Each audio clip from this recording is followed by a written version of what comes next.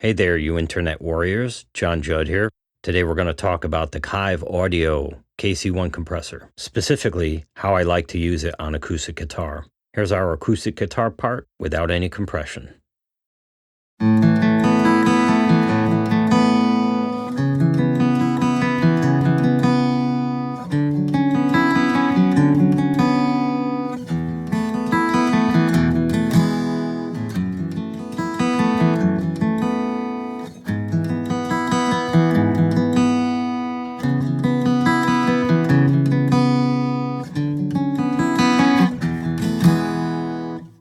This is the spot where we decide if the part actually needs compression. Not everything needs it, and this part might be able to slip by without any, but I would likely throw one on there because at the very least, there are a couple heavy strums on the two E chords in there. Let's throw the KC1 on with very moderate settings. How about we try a 3-to-1 ratio with about 2 to 3 decibels of gain reduction.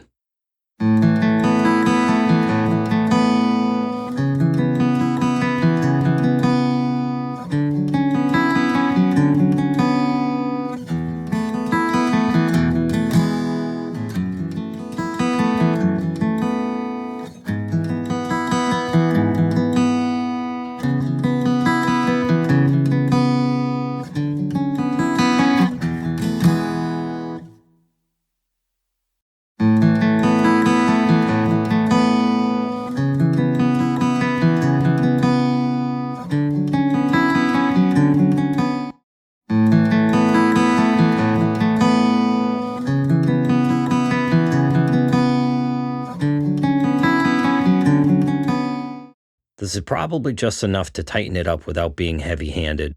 Now let's try the same 3-to-1 ratio, but lower the threshold so we get a little bit more gain reduction.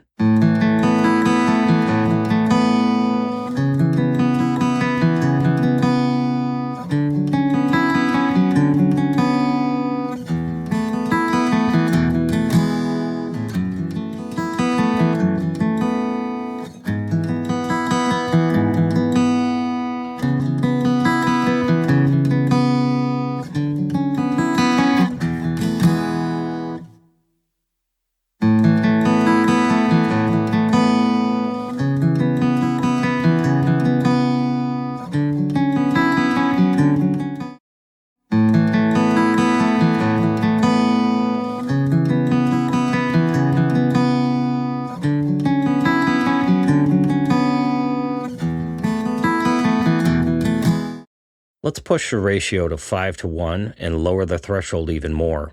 This is probably more compression than I would ever apply to this part, but let's just see what it sounds like.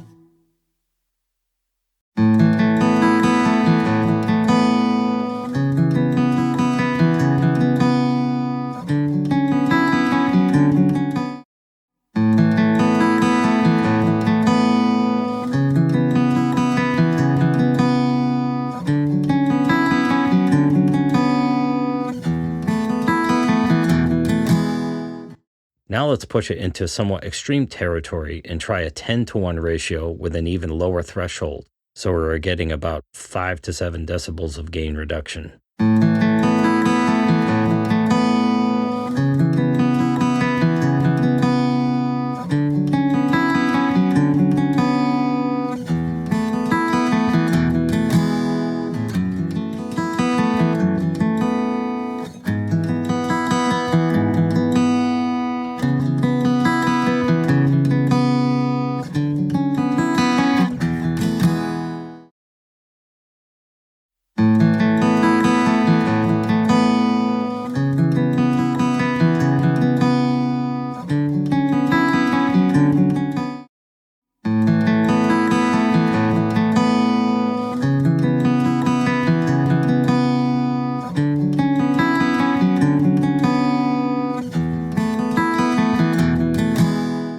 Remember that the KC1 actually has a mix knob, so you can adjust the percentage of compressed signal that is mixing with the dry signal, also known as parallel compression. This will give us the great flavor associated with compression, but also allow us to dial it back so the original signal isn't losing too much or suffering from being overcompressed.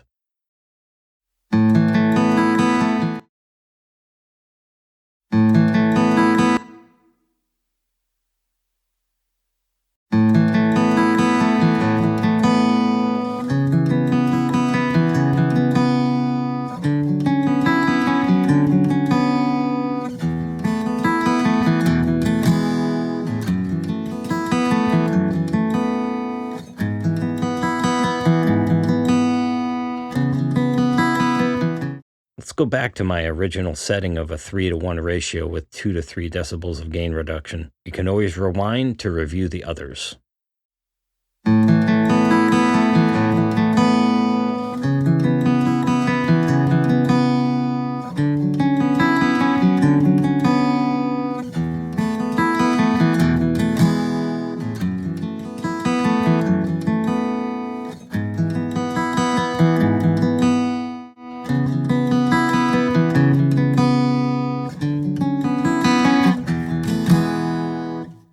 Inevitably, you're going to notice that I didn't talk about the attack or release.